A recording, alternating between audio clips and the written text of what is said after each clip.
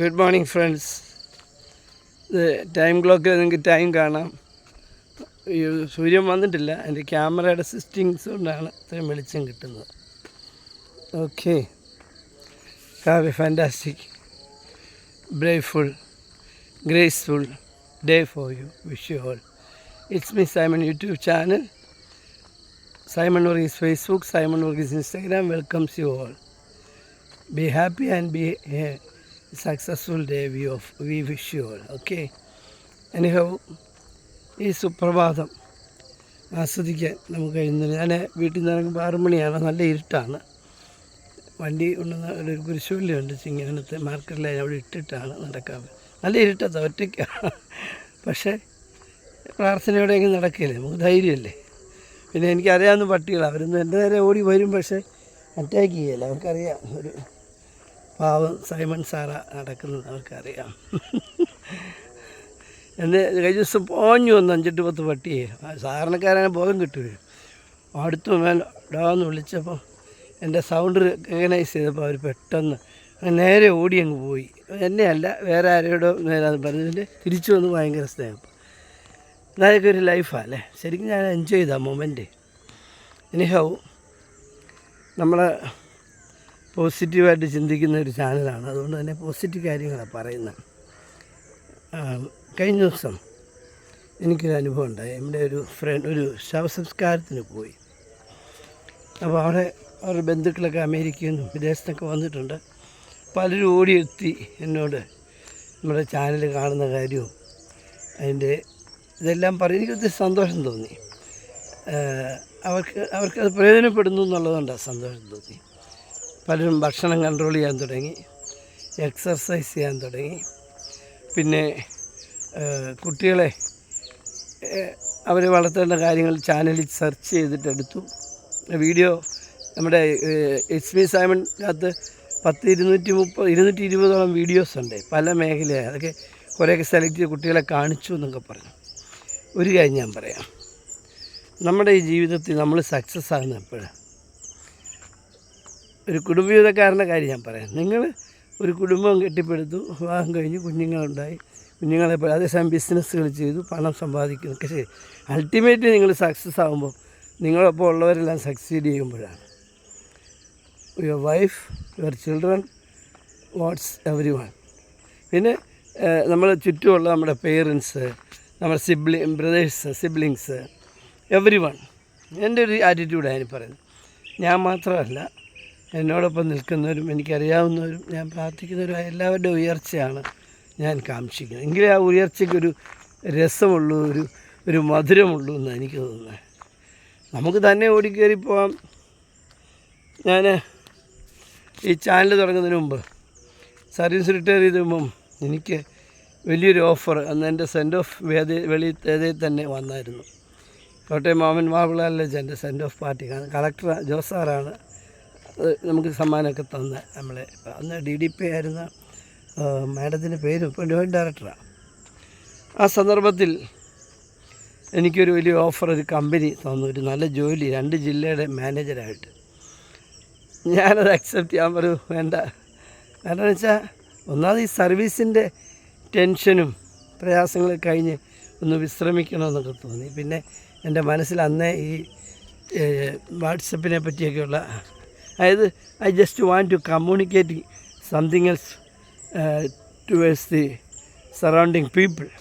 I wish to. കാരണം ഞാൻ പ്രാർത്ഥിക്കുന്ന ആളാണ്, ബൈബിൾ പഠിക്കുന്ന ആളാണ്, വായിക്കുന്നത്. പക്ഷെ അത് എൻ്റെ ഉള്ളിലൊരു കാര്യമുണ്ടോ, I must share it with the appropriate persons. അതായിരുന്നു എൻ്റെ ലക്ഷ്യം. അതുകൊണ്ടാണ് ഞാൻ ജോലിക്ക് ഇപ്പോഴും ഓഫറൊക്കെ വരുന്നുണ്ട്. കാരണം നമ്മളൊരു കാര്യം ഏൽപ്പിച്ചാൽ അത് 100% ചെയ്യുമെന്ന് നമുക്കറിയാം. അതായത് വർക്ക് ഈസ് വർഷിപ്പ് നമ്മൾ മനസ്സിലാക്കുന്നത്. Work is worship always. Hi, good morning, happy new year. എവിടെ ആയിരുന്നു? കാണാനില്ലായിരുന്നു. ദുബായിക്ക് പോയ ടൈമിങ്ങിൻ്റെ വ്യത്യാസമായി. ഞാനുണ്ട്. ഇന്നലെ വന്നിരുന്നു. എൻ്റെ ചേച്ചിയുടെ 6ാമത് ഡെത്ത് ആനിവേഴ്സറിയാണ്. പള്ളിയിൽ പോയി.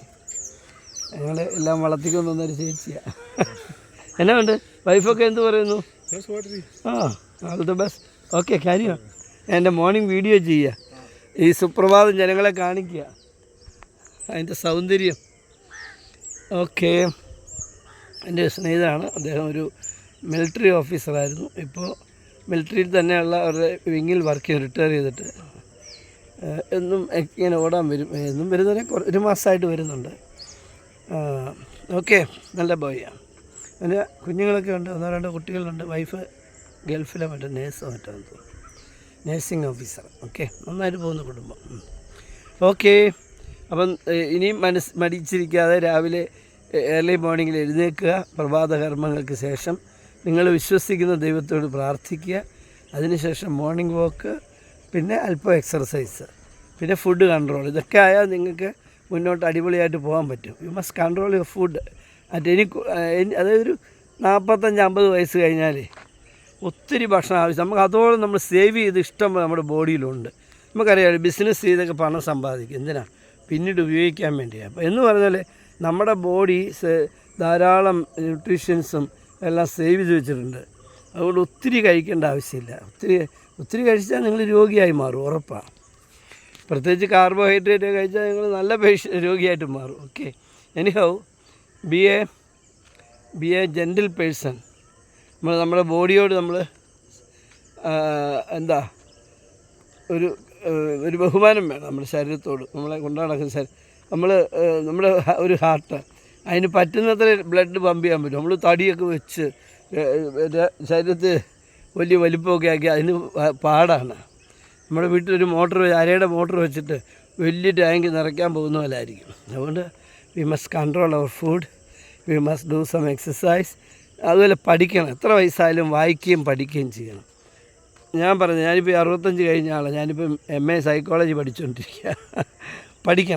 പഠിക്കുക എന്ന് പറഞ്ഞാൽ അറിവ് നേടുമ്പോൾ നിങ്ങൾക്ക് സമൂഹത്തോട് ഇഴുകിച്ചേരാൻ എളുപ്പമുണ്ട്. അല്ലെങ്കിൽ നിങ്ങൾ പ്രായമായി ഓൾഡ് ആൻഡ് ഒബ്സലറ്റ് എന്നുള്ള മട്ടിലേക്ക് വരും. അത് പാടില്ല. നിങ്ങൾ യുവത്വം നിലനിർത്തണമെങ്കിൽ, നിങ്ങളുടെ ചിന്താവീജികളിൽ സ്നേഹം ഉണ്ടാകണമെങ്കിൽ you must learn something else. You must learn what is happening around us. We must update all the time. We must update our knowledge, our courage, our happiness, everything. അല്ലെങ്കിൽ അംബാസഡറിന് പറ്റുമല്ലിരിക്കും. അംബാസഡർ കാർ എന്താ, അവർക്ക് order എടുക്കാൻ മേലാതെ booking ആയിരുന്നു. കാരണം ambassador ഉള്ളായിരുന്നു ഇന്ത്യയിൽ. ഇന്നോ competition വന്നപ്പോൾ അവർ പുറകോട്ട് പോയി. എന്ന് പറഞ്ഞാൽ we must update always our knowledge, power, behaviour, compassionate love, everything. Even reading Bible or reading your religious books, you must take diversions in different way. You approach to your God. എന്നും ചെയ്യുന്ന പോലെ ചെയ്യരുത്. എന്നുവെച്ചാൽ എന്നും പ്രാർത്ഥിക്കുന്ന ഒരു അത് മാത്രമല്ല. യു മസ്റ്റ് ടേൺ, കുറച്ച് മാറി പ്രാർത്ഥിക്കണം, സ്വതന്ത്രമായി പ്രാർത്ഥിക്കണം, അല്ലെങ്കിൽ സ്വതന്ത്രമായി ചിന്തിക്കണം. അങ്ങനെ എപ്പോഴും നിങ്ങളൊരു ഫ്രഷായിരിക്കണം. അല്ലെങ്കിൽ നിങ്ങൾ വയസ്സനായിപ്പോയി, കഴിഞ്ഞ ദിവസം ഒരാൾ എനിക്കങ്ങ് പ്രായമായി. അപ്പോൾ ഞാനൊരു ഉദാഹരണം പറഞ്ഞ്, ഞങ്ങൾക്കൊരു ക്ലബ്ബുണ്ട്, YMCA ഉണ്ട്. അതുപോലെ പെൻഷനേഴ്സ് യൂണിയൻ ഉണ്ട്. അതിൻ്റെ ഞങ്ങളുടെ ഒരു PK കുരുള സാർ, അദ്ദേഹം ഒരു റിട്ടയർഡ് പോലീസ് ഓഫീസറാണ്. അദ്ദേഹം ഇപ്പോൾ 91 കഴിഞ്ഞ്, പ്രായം ഇപ്പം പറയാറായിരുന്നു. ഇപ്പോഴും അദ്ദേഹം പല പൊസിഷനിരിക്കുക. സൺഡേ സ്കൂൾ അധ്യാപകനായിട്ടിരിക്കുന്നു. സൺഡേ സ്കൂളിൽ ഹെഡ് മാസ്റ്ററായിരുന്നു 10-40 കൊല്ലം. പിന്നെ അദ്ദേഹം ഞങ്ങളുടെ സംഘടനയുടെ ടൗണിലെ സെക്രട്ടറിയാണ്, ഇവിടുത്തെ പ്രസിഡൻ്റാണ്, നാട്ടിലത്തെ പ്രസിഡന്റ്. അപ്പോൾ അങ്ങനെയൊക്കെ പ്രഗത്ഭനായ അദ്ദേഹം സേവനം ചെയ്തുകൊണ്ടിരിക്കുക. ഞങ്ങൾക്കൊക്കെ ബഹുമാനമാണ്. ഞാൻ അച്ചായ എന്നാണ് വിളിക്കുന്നത്. അദ്ദേഹത്തെ കാണുന്ന പോലും നമുക്കൊരു ബഹുമാനം, ആദരവാണ്. അതുപോലത്തെ മനുഷ്യൻ. എത്ര വയസ്സുണ്ട്? 91. അദ്ദേഹം പ്രായം പറയുന്നത് ആക്ച്വലി 92 എനിക്ക് തോന്നുന്നു. പക്ഷേ എത്ര ചുറുചുറുക്കാണെന്നറിയോ. ഒരു സമ്മേളനമൊക്കെ ഫിറ്റ് ചെയ്ത് അവിടുത്തെ കസേര തൊട്ട്, അവിടെ വെള്ളം വെക്കുന്ന കാര്യം തൊട്ട് അദ്ദേഹം ഏൽക്കും. ഞങ്ങളെ ഓരോരുത്തരെ പിടിച്ച് അതുകൊണ്ട് സൈമൺ വെള്ളം മേടിച്ചുകൊണ്ട് വരണമെന്നൊക്കെ അപ്പോൾ ഇങ്ങനെ ഏൽപ്പിക്കും. എന്നിട്ട് അദ്ദേഹം ഒരു രാജാവിനെ പോലെ നിൽക്കും, നെഞ്ചും പിരിച്ച്. ഇപ്പോഴും ഞങ്ങളുടെ ഒരു പ്രൗഡായിട്ടുള്ള ലീഡറാണ്. അപ്പോൾ ഈ വയസ്സൊരു പ്രശ്നമല്ലെന്ന് പറയാൻ വേണ്ടി ഞാൻ അപ്പം 74 വയസ്സായ ആളാണ് ഞാൻ വയസ്സനാണെന്നും പറഞ്ഞിരിക്കുന്നത്. അപ്പോൾ 91 വയസ്സുകാരൻ എനിക്ക് ജില്ലാ സെക്രട്ടേറിയറ്റിലും സംസ്ഥാന കമ്മിറ്റിയിലൊക്കെ വരണമെന്നാണ് ഇപ്പോഴും അദ്ദേഹം. അതായത് നമുക്ക് സ്വപ്നങ്ങളുണ്ടെങ്കിലേ ഉള്ളൂ നമുക്ക് വളരാൻ പറ്റത്തുള്ളൂ. ഇപ്പോഴും ഞങ്ങളുടെ കുരുള സാറിന് കൂടുതൽ ചുമതലകൾ ഏൽക്കാൻ അദ്ദേഹം സന്നദ്ധനാണെന്നാണ് അദ്ദേഹത്തിൻ്റെ ബോഡി ലാംഗ്വേജ് കാണിക്കുന്നത്. അദ്ദേഹത്തെ ഏൽപ്പിക്കുന്നതിലേക്ക് അത്ര പെർഫെക്റ്റ് ആയിരിക്കും. എന്തിനാണ് ഞങ്ങൾക്ക് കാപ്പിക്ക് പണ്ടൊക്കെ, ഇപ്പോൾ അതൊക്കെ മാറി, കാപ്പിക്ക് അദ്ദേഹം തന്നെ സെലക്ട് ചെയ്തുകൊണ്ടായിരുന്നു മീറ്റിംഗ് കൂടുമ്പോൾ നമുക്ക് ചായയും പലഹാരമൊക്കെ ഉണ്ടല്ലോ. അപ്പോൾ അദ്ദേഹം തന്നെ കാരണം അദ്ദേഹത്തിന് തൃപ്തി വരണമെങ്കിൽ അപ്പോൾ അത്തരത്തിലായിരുന്നു. അപ്പോൾ നമ്മൾ പുറകോട്ട്, ഞാനീ പറഞ്ഞത് നമ്മൾ പുറകോട്ട് പോകരുത്. 91 വയസ്സിൽ അല്ലെ 92 വയസ്സിൽ അദ്ദേഹം ഇപ്പോഴും ഊർജ്ജസ്വലനായി ഓരോ പ്രാവശ്യം ഇലക്ഷൻ വരുമ്പോൾ അദ്ദേഹം വളരെ സ്വതന്ത്രമായ ശൈലിയിൽ അദ്ദേഹം, ഞങ്ങൾക്കൊക്കെ സന്തോഷമുള്ളൂ അദ്ദേഹം ഏത് പോസ്റ്റിൽ ഇരുന്നാലും. കാരണം നമുക്കറിയാം പിന്നെ അങ്ങോട്ട് നോക്കണ്ട, അതെല്ലാം കൃത്യമായിട്ട് നടത്തിയിരിക്കും. അപ്പം ജീവിതത്തിൽ നമുക്കൊരു ഔത്സുക്യം വേണം, ജീവിതത്തിൽ ഉയർന്നു പോകണമെന്നുള്ള സ്വപ്നങ്ങൾ വേണം. നിങ്ങളിപ്പോൾ 70 വയസ്സായി നിങ്ങളൊരു നല്ല കാമുകനായിരിക്കണം, നിങ്ങൾ നല്ലൊരു യോദ്ധാവായിരിക്കണം, നിങ്ങൾ നല്ലൊരു അധ്യാപകനായിരിക്കണം, നിങ്ങൾ നല്ലൊരു ശാസ്ത്രജ്ഞനായിരിക്കണം, നിങ്ങൾ നല്ലൊരു ഭിഷഗ്വരനായിരിക്കണം, നിങ്ങൾ നല്ലൊരു പൊതുപ്രവർത്തകനായിരിക്കണം, നിങ്ങൾ സാമൂഹ്യമായി സമൂഹത്തിൻ്റെ ഉയർച്ച കാക്ഷിക്കുന്ന ആളായിരിക്കണം, അയൽവക്കക്കാരെയൊക്കെ സ്നേഹിക്കുന്നവരായിരിക്കണം. 10 കൽപ്പനയിൽ ഈശോ എന്താ പഠിപ്പിക്കുന്നത്? 10 കൽപ്പന എന്നിട്ട് അവസാനം പറഞ്ഞാൽ അതിനെല്ലാം സംയോജിപ്പിച്ചുകൊണ്ട് നിന്നെപ്പോലെ നിൻ്റെ അയൽക്കാരനെ സ്നേഹിക്കുക. നമുക്ക് വായിക്കും വളരെ സിമ്പിളാണ്. എന്നെ ഞാൻ സ്നേഹിക്കുന്ന പോലെ എൻ്റെ അയൽക്കാരനെ സ്നേഹിക്കണമെന്ന് പറയുന്നു. നമ്മൾ ആ 10 കൽപ്പന എന്നും ഞാൻ ചൊല്ലി പ്രാർത്ഥിക്കുന്നതാണ് എല്ലാ ദിവസവും. കാരണം നമ്മുടെ ഭാഗത്തൊരു വീഴ്ച ഉണ്ടായിരുന്നുള്ളതുകൊണ്ടാണ്. എൻ്റെ പ്രാർത്ഥന അവസാനിക്കുമ്പോൾ ഞാൻ 10 കൽപ്പനകൾ ചൊല്ലും, എന്നിട്ടാണ് അവസാനിപ്പിക്കുക.